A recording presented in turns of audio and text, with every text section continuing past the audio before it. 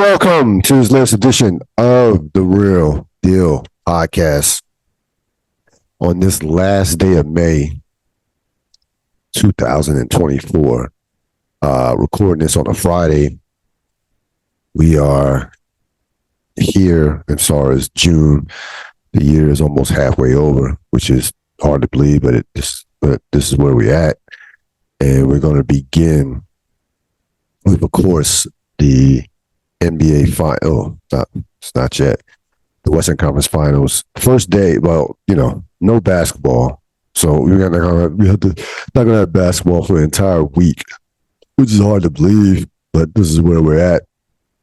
Thanks to, of course, this gentleman right here, Luka Doncic, just pulling out a virtuoso, a legendary performance in terms of what he did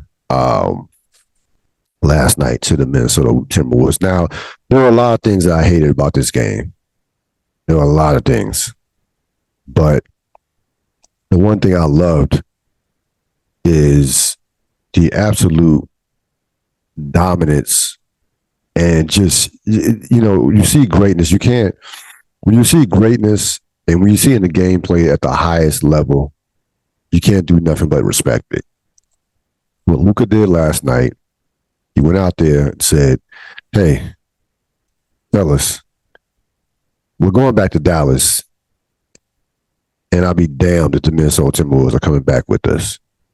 We're not going to fuck around and count on our home court for a game 6. No. We're ending this tonight. He comes out in the first quarter and just takes Minnesota's soul.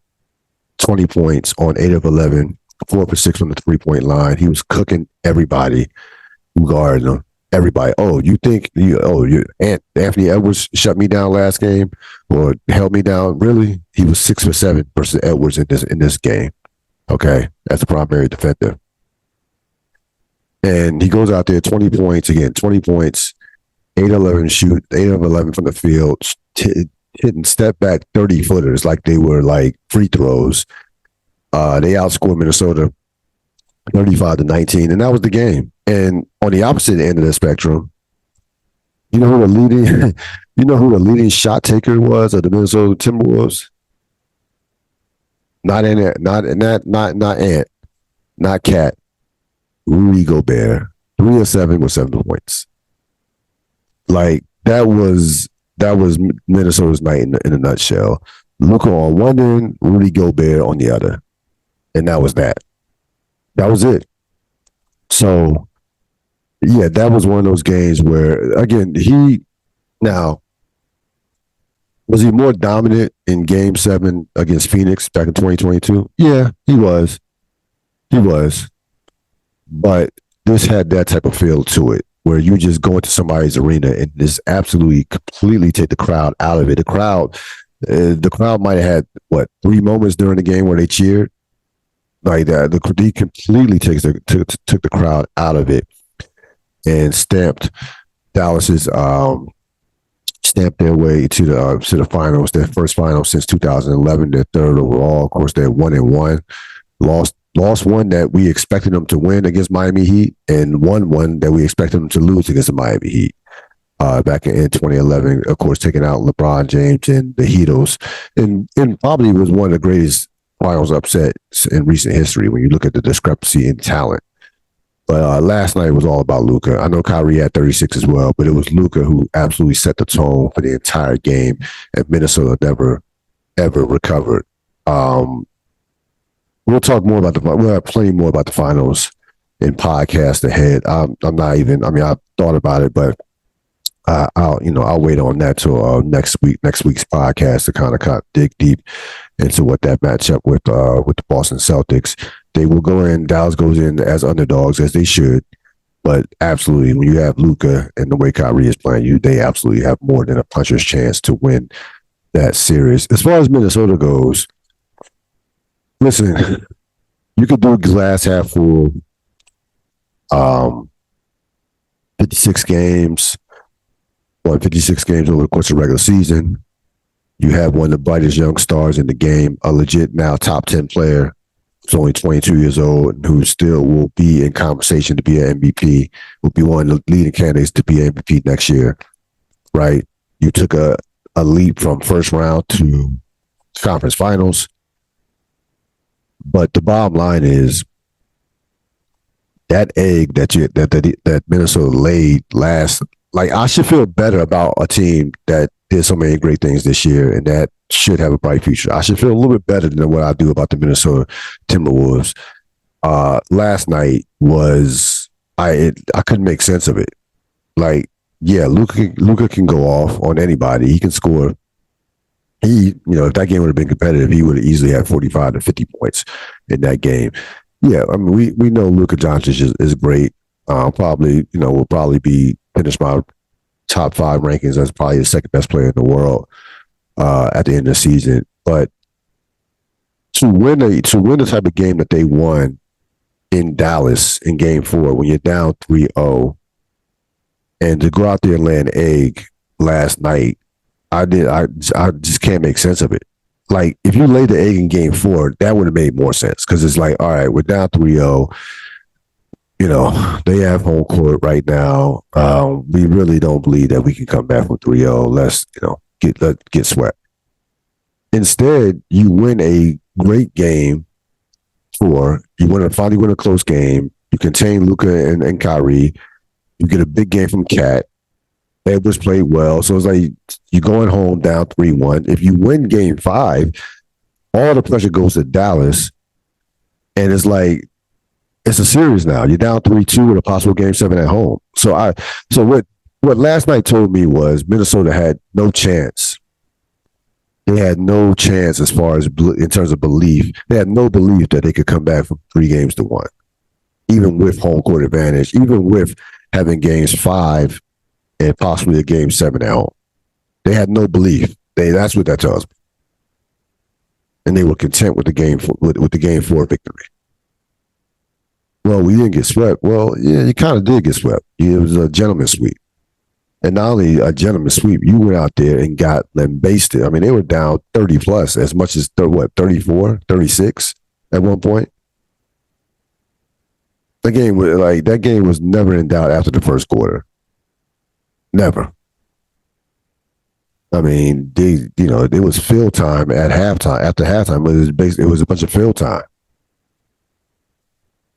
I mean, you felt bad for the commentators, for Harlan and Stan Van Gundy and Reggie Miller.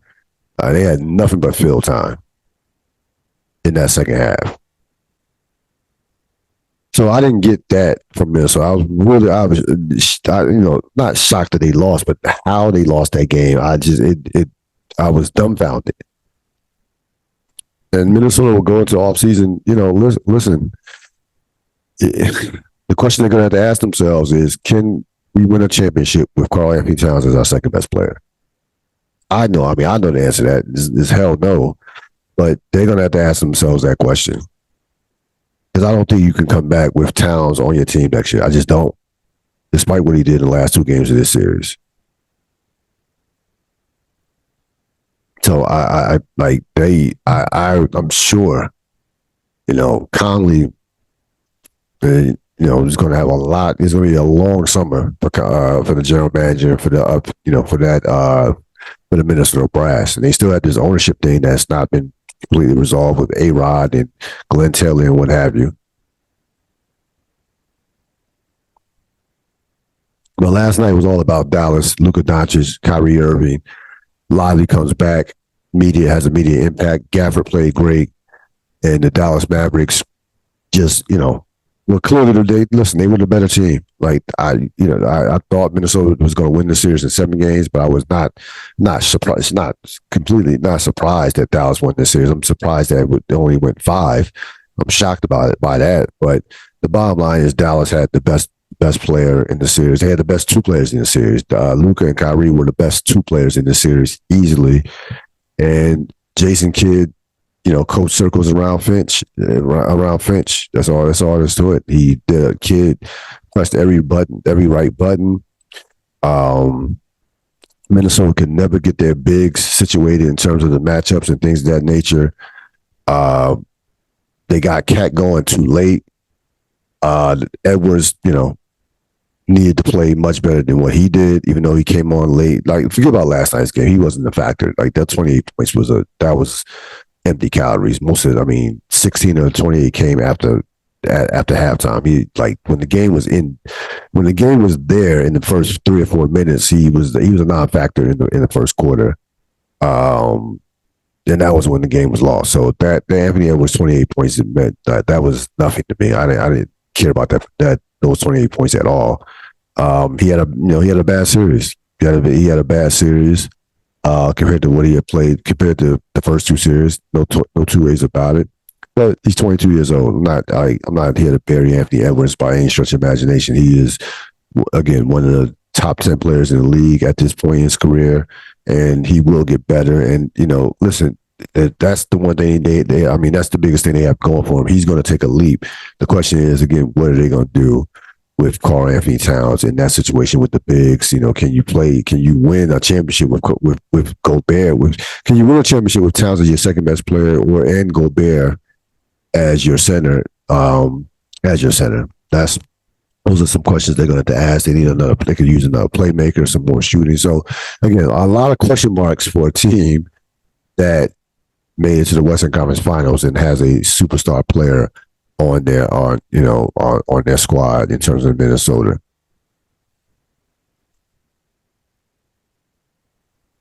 So the Celtics earlier in the week punched their ticket to the NBA Finals, second time in 3 years, 23rd overall. With a sweep over the Indiana Pacers. They handled their business, didn't mess around with the Pacers. They get some extended, they get a bunch of time off this because that series was over on Monday. Yeah, that series was over Memorial Day. So they get a bunch of time off. I've been hard on the Celtics over the course of the playoffs. They came into the playoffs 64-18, historical plus minus ratings and all these great numbers that they put up over the course of the regular season. They clearly had the best, most talent in the NBA. Nobody would ever deny that. But it was a case of, shooting too many threes, clutch play, winning close games, question marks about that. Mazzulla as a coach. And some of those question marks still arise, but you can't deny the Celtics in this postseason, 12-2. Tatum and Brown are flowing as well as they've ever playing together, as well as they ever have in their career since they've been teammates. Became teammates in 2017-18 season. Brown, of course, won the MVP for the Eastern Conference Finals. For the Eastern Conference Finals, Scott was really a little bit surprised, considering that their numbers were relatively close, but Brown clearly was a more efficient player. They were 5-0 in clutch games during the playoffs. They have made it to Eastern Conference Finals 6 out of the last 8 years. So I think we have to be careful about taking consistent success for granted just because they haven't won a championship. Like, there are a number of teams that, haven't reached the Eastern Conference Finals or conference finals in decades. There are teams that have never reached the conference finals.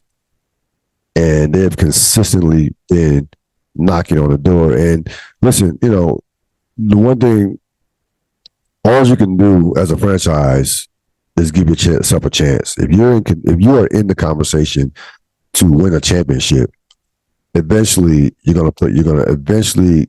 would think that you're gonna break through.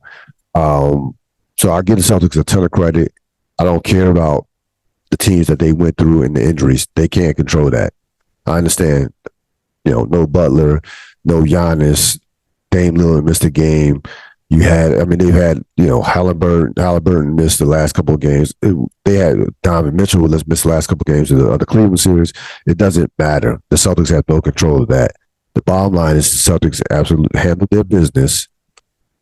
For the most part, when they've won games in the playoffs, they've been dominant with a number of blowouts. Every time they've been challenged, they've answered the bell. Whereas losing game one, games two, and against Miami, or game two against Cleveland, they came back and won 3 straight in both those series, and they're playing the NBA Finals for the second time in 3 years. And this is a series that they should win. This is a series that, frankly, they have to win. Like this now or never time for the Celtics. Period. It's absolutely now or never for them. They have to win that series against Dallas. They have the better team. They have home court. We'll see what happens. Again, we'll talk about more about that in the next podcast, and really in the next podcast, as we'll go through some of the matchups and break that down. But the Celtics, you got to give them credit. It's hard for me as a Laker fan to give Celtics anything, but you have to give them credit for this playoff run that they've had up to this point, and for the culmination of success they've had over the last 8 years. There's been a lot of up and down teams.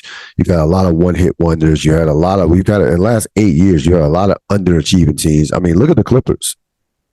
Look at the Clippers. You got to be the Celtics or the Clippers. The Clippers go out there, get Kawhi Leonard and Paul George, and have 2 conference finals to show for it.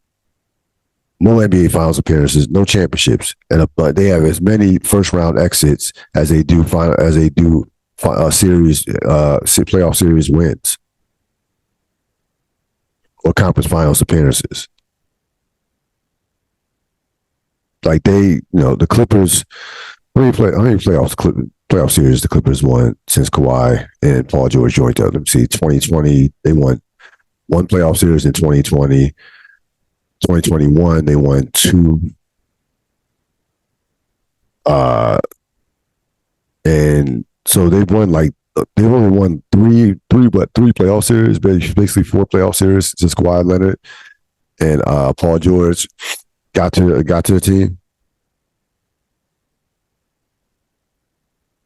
Check that. They've been to 1 conference finals. That was in 2021. They lost to Phoenix. 2020, that was the semifinals against Denver. So they won 1 playoff series in 2020, 2 in 21.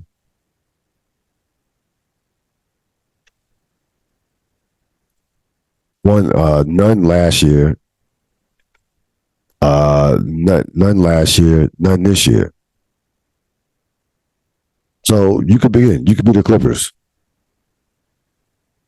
and not have a snowball. And again, with Kawhi Leonard and Paul George badly underachieved. So the Celtics, again, over the course of the last 6 to 8 years, the last 6 years in particular, they have been the most consistent franchise. They have everything but a championship, everything but a ring.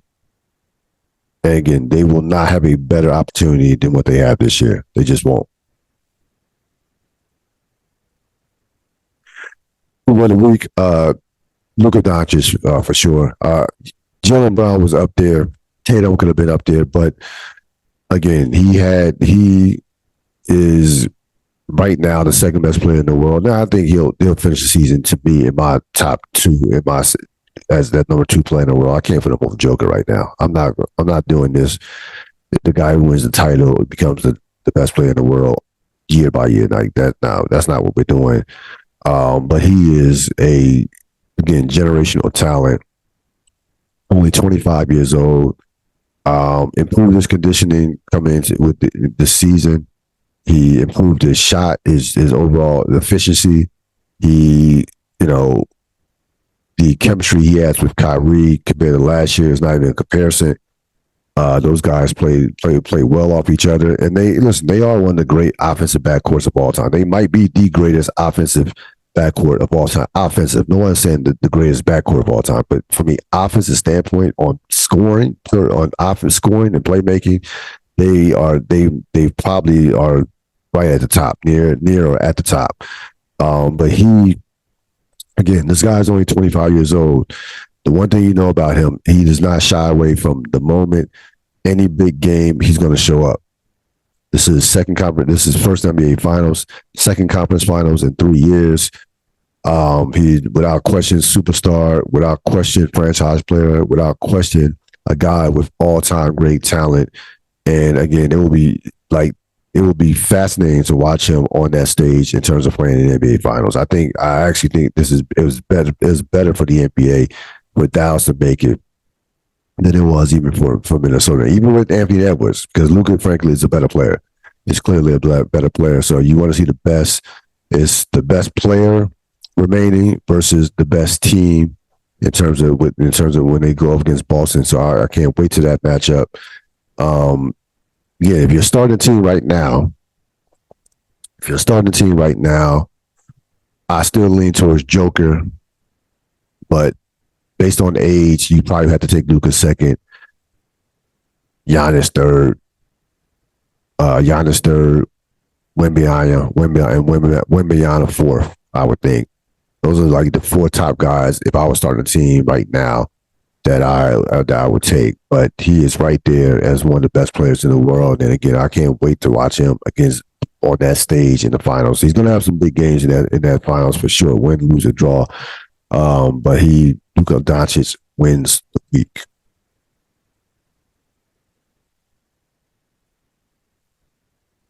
A real thought before I let you go. There's been a lot of talk, of course, about Caitlin Clark for the better part of the entire college basketball season. Now it's spilled into the WNBA season. Recently, you had Charles Barkley and LeBron James come out and defend Caitlin Clark, basically saying she's what this she basically repeating a narrative that frankly is not true as far as her being hated on by other players and what have you. The truth of the matter is, Caitlin Clark right now is a rookie who's struggling. Her team is 1-7. She has not shot the ball well. She had a big game recently against the Sparks, 30 points. But there's an interesting dynamic of protection that she's receiving in regards to not seemingly we can't be critical of her in terms of her play. And again, neither Barkley or LeBron was able to express be specific in terms of the hate that would mean break down what type of hate that Caitlin Clark was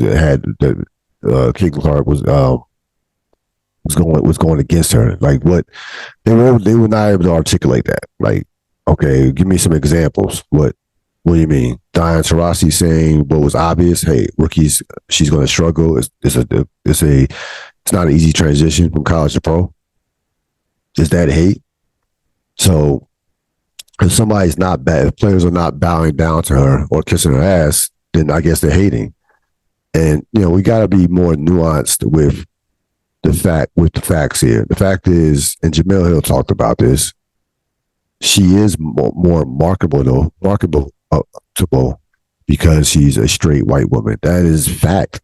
That's an absolute fact that there's a portion of the country that is going to root for her and that is going to want her to succeed just based off those two facts. Like that's just not. I mean, again, that's not hatred. That's just stating the facts. And it's almost got to a point in society, especially in sports, where we can't have we can't have nuanced opinions or conversations. Everything has to be either one way, black or white. This situation, that's not the case. Two things could be true. Three things could be true. Again, I don't get the part. I don't think necessarily I see people rooting against Caitlin Clark or wanting Caitlin Clark to fail. Listen, the players in the WNBA, it's not their job to root for Caitlin Clark. It's not their job to appease Caitlin Clark. Their job is to destroy Caitlin Clark when they're on the floor with her. They are contemporaries. They are competitors. These young women, the men of the NBA and the women of the WNBA are some of the most competitive people on the face of this earth. They are playing to feed their families. They are playing to stay in. Some of them are playing to stay in the league. Everybody's not a star or all-star or superstar. Some of them are playing to stay in the league. Here's what Becky Hammond, the Las Vegas Aces coach, recently said after they defeated Indiana 99-80 a couple of days ago. It's construed as some of our minority black and brown women are hating on her because she's white, and that is not the case. She said after the hatred towards Clark only exists in the minds of people who have their own beliefs about how black women feel about white women, even in the absence of any evidence to back up said beliefs. And there you go. When you have an opinion like Charles Barkley or like what LeBron says, it's very problematic because it paints this portrait, whether it's true or not, it paints this portrait that black women in the WNBA are jealous of Caitlin Clark. And what you have to understand, the majority of players in the WNBA are black women. So, in essence, LeBron and Charles Barkley are indirectly or without indirectly attacking black women. I'm sure that's not their intent. I would hope that's not their intent. I mean, man, LeBron James is married to a black woman and has has three kids. Has three kids. So, and including a young daughter. So I don't think that was LeBron. Like Charles Barkley is Charles Barkley. Those comments it didn't surprise me whatsoever with Charles Barkley when he made his comments. But LeBron, LeBron's a guy. He's a smart dude, smart businessman. Obviously, a basketball savant. I expected kind of a little bit more nuance and more research in LeBron before he gave that opinion. I really did. I expected more out of LeBron. Because again, LeBron is one of the most influential athletes, people on the face of this earth. So if he says something like that, then you're going to have people say, oh, yeah, they are hating on her. Yeah, look at it. LeBron said it, so it must be true. Like, no. LeBron said it without doing his due diligence, without without interviewing, at least on his podcast, without publicly interviewing some WNBA players, or it was not well researched by LeBron. It was just a hot take. It was it was him just picking off a Twitter or a media narrative that is the first thing from the truth. No one's hating on Caitlin Clark. Okay. She has been, to me, fairly critiqued by the media. I haven't heard any, in terms of, hey, okay, she's not shooting well. She's struggling with this transition. Those are facts. Look at the team's record. Look at her performances. I haven't heard nobody say, hey, no, we told you she's going to be a bust. I haven't heard anybody say that. She'll be out the league in a year. No, nobody said that.